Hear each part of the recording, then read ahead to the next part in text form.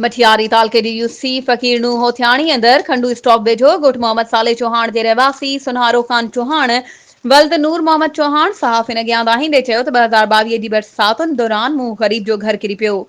तंहिंखां पोइ survey team आई ऐं कुझु टाइम खां पोइ NRSP इदारे जा माण्हू असांजे ॻोठ आया ऐं इन्हनि असांखे चयो त तव्हांजा घर मंज़ूर थी चुका आहिनि। तव्हां घर जी वंजी खणायो ऐं असांजे बैंक में अकाउंट खोलायो। असां NRSP बैंक में अकाउंट खोलायो ऐं घरनि जूं वंजूं बि खोटाए छॾियूं आहिनि। पर 8 महीननि खां वधीक अरसो गुज़री चुको आहे। असांजी कंहिं बि साड़ न लधी आहे, न वरी अकाउंट में पैसा आया आहिनि। तंहिं करे आउं ऑफिसनि जा चकर काटे थकिजी पियो आहियां। हींअर मुंहिंजा बचा खुले आसमान हेठि वेठल आहिनि। आउं इंतज़ामिया समेत सभिनी वसवारनि खे अपील थो करियां त असांखे घर ठहिराए ॾिनो वञे ऐं असां ग़रीबनि जी साड़ लधी वञे।